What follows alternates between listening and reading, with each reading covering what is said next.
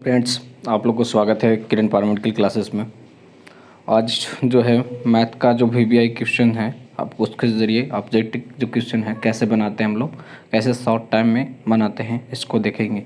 ये जो है वीवीआई क्वेश्चन इसलिए है कि वो प्रीवियस ईयर जो क्वेश्चन को मिला करके ये बनाया गया है। तो चलिए हम आगे चलते हैं, आगे वीडियो में बने रहेंगे। तो आगे बनते एक चल पहला प्रश्न की ओर चलते हैं। पहला प्रश्न आपको ये दिख रहा होगा। पहला प्रश्न ये है, यहाँ पे दिख रहा होगा पहला प्रश्न, द्विघात समीकरण जिसके मूल्य का योग 2 है और गुणनफल क्या है 4 है। तो क्या दिया हुआ है, मूल्य का योग जो है -2 है और मूलों का गुणनफल जो दिया हुआ है -4 दिया हुआ है। तो इसको कैसे बनाएंगे, ठीक कैसे बनाएंगे, चलते हम ऊपर थोड़ा और स्पेस ले लेते हैं। तो अगर बनाने की शुरुआत करें तो अभिष्ट समीकरण द्विघात समीकरण जो ये बनेगा, क्या बनेगा, ये द्विघात समीकरण बनेगा। ठीक है, तो द्विघात समीकरण में क्या होता है, एक्स स्क्वायर माइनस एक्स, ये होता है ना इस तरह से।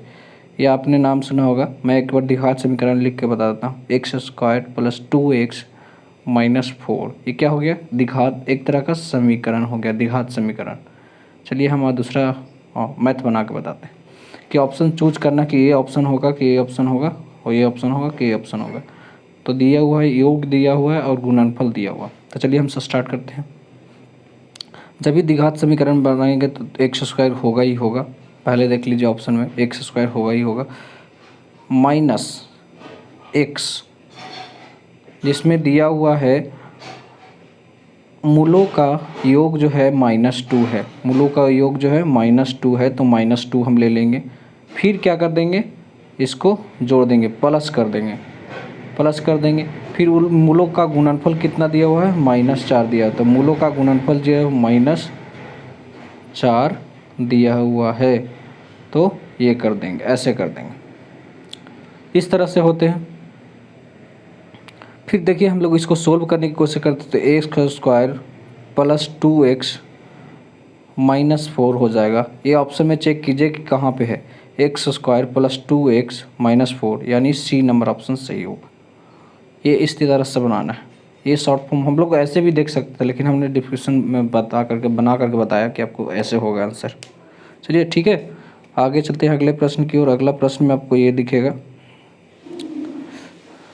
अगला प्रश्न ये है, किसी वर्ग की भुजा जो है 10% बढ़ा दी जाती है तो क्षेत्रफल में कितना प्रतिशत की वृद्धि होगी।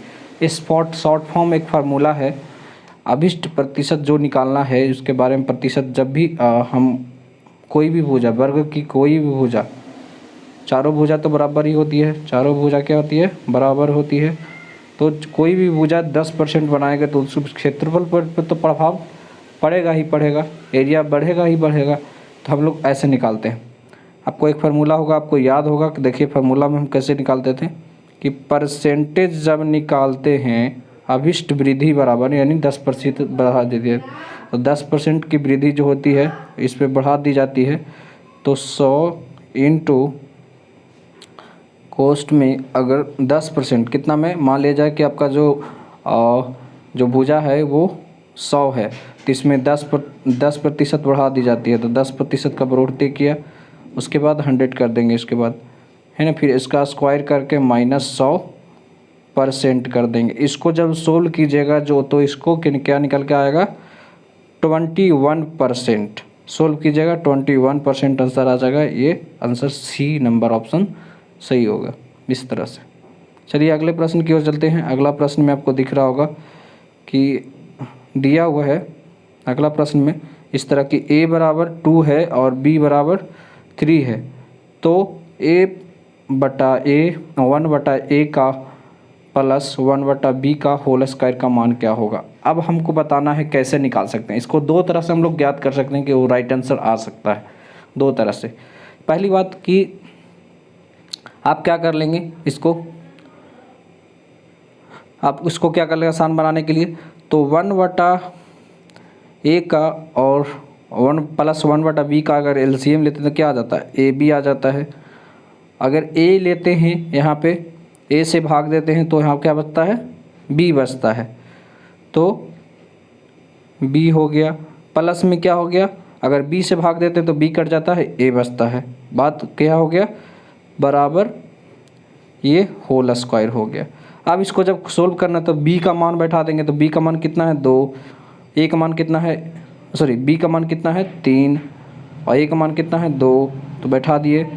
ए बी का कितना है, तो ए बी का हो गया 3 गुना 2 यानी 3 दूनी 6, ये इसका होल स्क्वायर होगा, इसका होल स्क्वायर होगा। फिर इसके बाद 3 दूनी 6 और 3 दो 5, सॉरी 5 होगा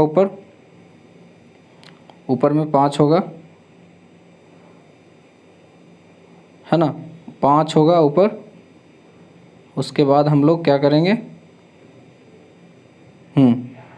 चलिए ऊपर क्या हो गया, ऊपर जोड़ दिए तो 5 हो गया, इसका होल स्क्वायर भी है। और तो 5/6 का होल स्क्वायर कर देंगे, कितना आंसर आ जाएगा, तो 25/36। कौन सा ऑप्शन सही होगा, तो 25/36 जो है बी नंबर ऑप्शन सही होगा। अगले चलिए अगले प्रश्न की ओर बढ़ते हैं।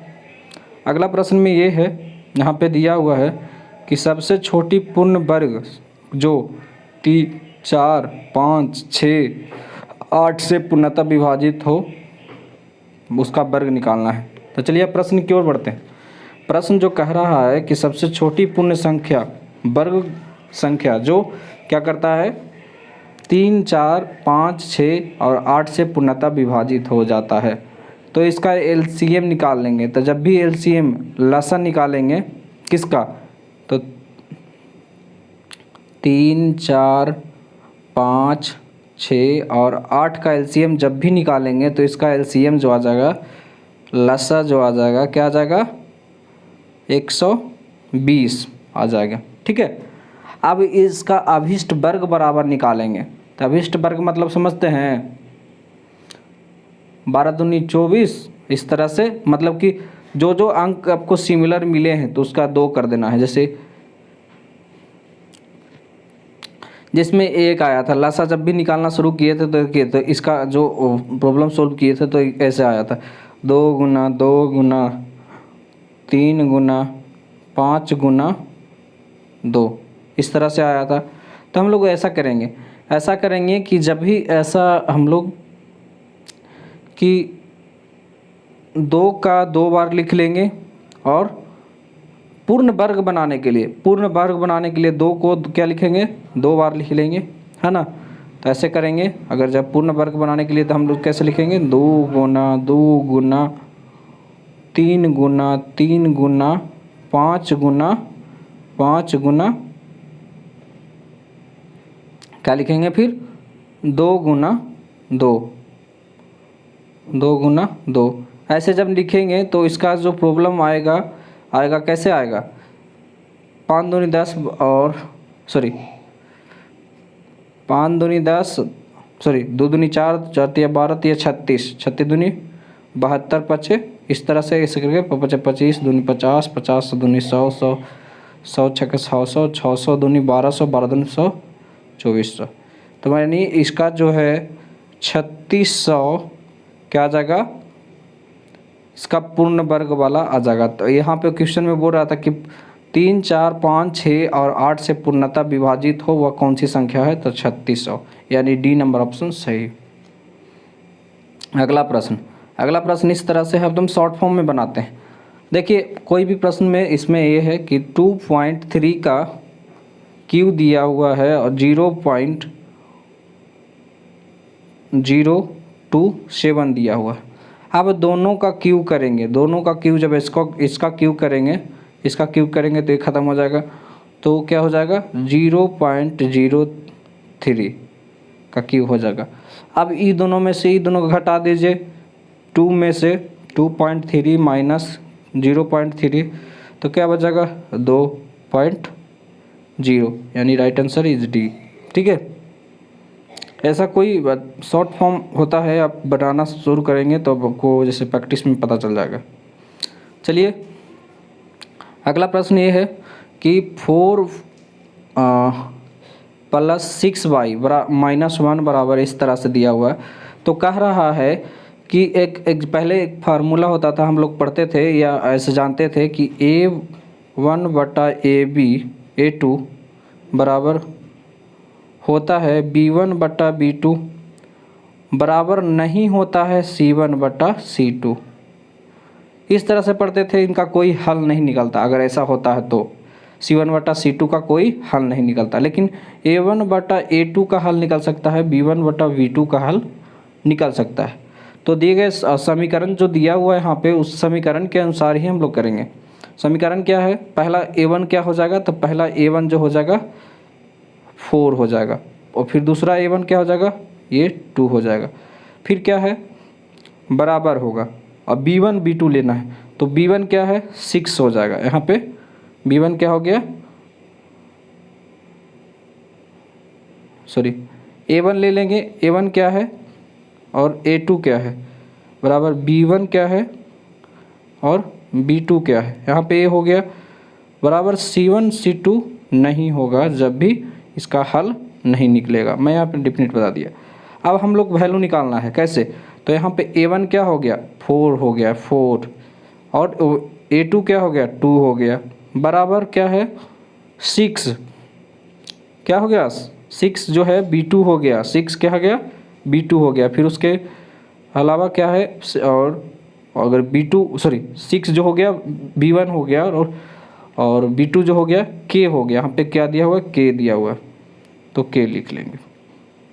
यहाँ पे हो सकता है K क्रॉस मल्टीप्लिकेशन, तो 4K बराबर हो जाता है 6 गुना 2, एक K बराबर हो जाता है 6 गुना 2/4, 6 दूनी 12/4, यानी K बराबर निकल के आता है, K बराबर निकल के आता है 3 आंसर। यहाँ पे K का 3 आंसर कोई है, ए नंबर ऑप्शन राइट आंसर, ए नंबर सही है।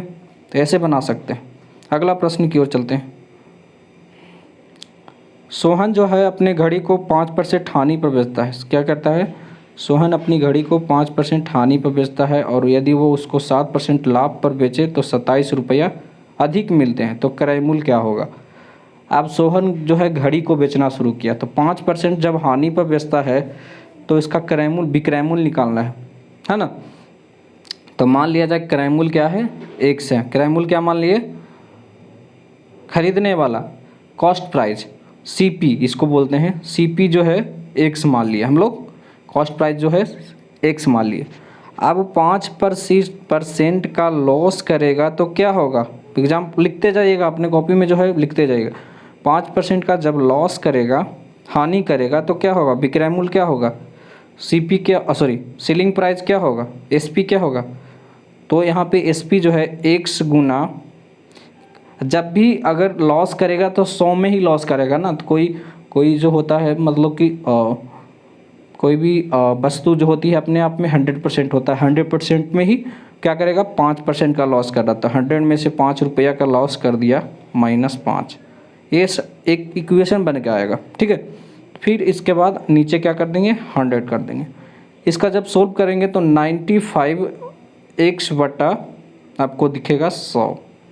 इसको अगर और आगे तक ले जाएंगे तो 19x बटा क्या हो जाएगा 20, इस तरह से हो जाएगा। इसको एग्जाम्पल को लिख लीजिएगा, यहाँ पे ये वाला जो है इसको सोल्व करके लिखिए। 5% का जब लॉस करते हैं तो 95 बटा इतना बटा ये आता है 100 आता है। जब चलिए अब यहाँ पे कह रहा है कि 7% का जब लाभ करता है तो 27 रुपये का फ़ायदा होता है।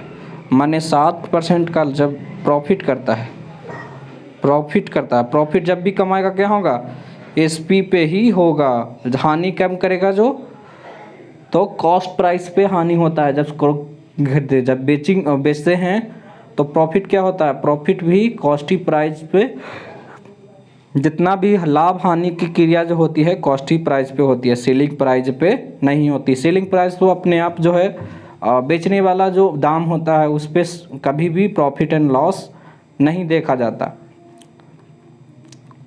देखा जाता है क्रय मूल्य पे कितना लाभ हो रहा है, कितना क्रय मूल्य पे कितना आपको लाभ हो रहा है, कितना हानि हो रहा है, तो इसके बारे में वो बतलाता है, ठीक है। तो 5% की हानि हुई है, 7% की हानि हुई, तो मैंने 5% वाला बताया।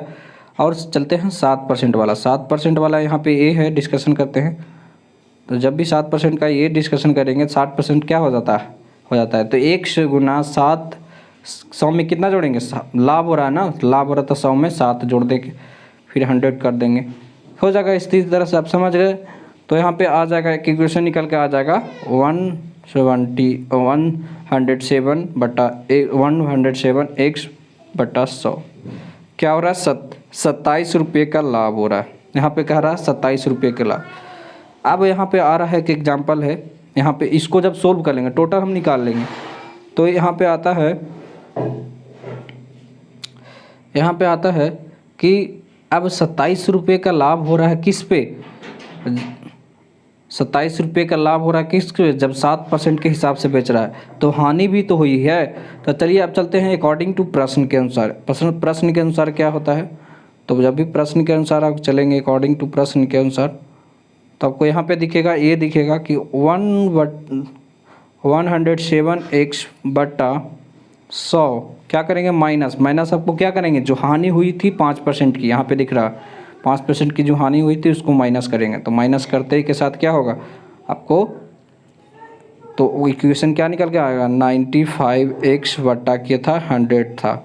जब भी इसको और बराबर क्या हो जाएगा 27, मतलब 7% का लाभ पर बेचता है तब आपको ये 27 रुपये प्राप्त होते हैं। हानि को घटा देंगे तब ना पता चलेगा। तो क्या हो जाएगा, यहाँ पे आ जाएगा 12x/100 एलसीएम ले लेंगे तो यहाँ पे क्या हो 107 आ जाएगा और 5 आ जाएगा। तो 7 5 कितना होता है 12x/ इतना हो जाएगा 27। जब इसको सोल्व करते हैं तो x बराबर निकलता है, इसको जब सोल्व करते हैं ये वाला इक्वेशन को जब सोल्व करते हैं तो x बराबर निकल के आता है 27 ×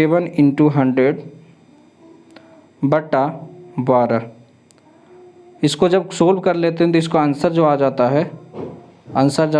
है 225 आ जाता है। इसमें कहीं x बराबर क्या आ जाता है 225। हम लोगों ने x क्या माना था, x माना था क्रय मूल्य माना था, जिसको हम बोलते हैं कॉस्ट प्राइस। यहाँ पे क्या बोलते क्रय मूल्य पता है, तो x बराबर 225। Right answer is C. Right answer इसका सी है। चलिए अगला प्रश्न की ओर बढ़ते हैं। अगला प्रश्न आपके ऊपर इस तरह से है कि सबसे छोटी संख्या जिसे 36, 48 और 112 से भाग देने पर शेष शून्य बचे, क्या बचे, शेष शून्य बचे।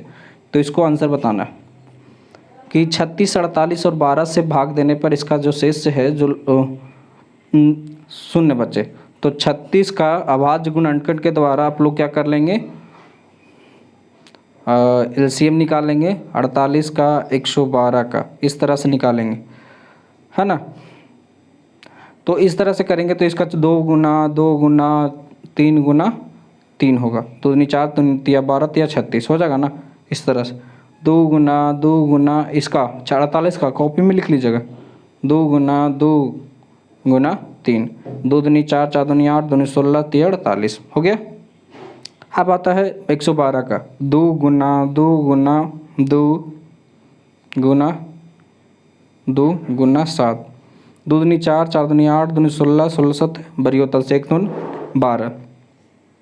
अब इसका क्या कर लेंगे, लासा निकाल लेंगे। लासा कैसे निकालते हैं, जब दो डिजिट में कॉमन चीज़ें आपको दिखेगी, जैसे कॉमन चीज़ें जितनी कॉमन चीज़ें दिख रही है उसको हम लिख लेंगे। कैसे लिखेंगे, तो ऊपर में देखिएगा, तो 2 गुना 2 लसा जब भी निकालेंगे तो कैसे निकालेंगे, 2 गुना 2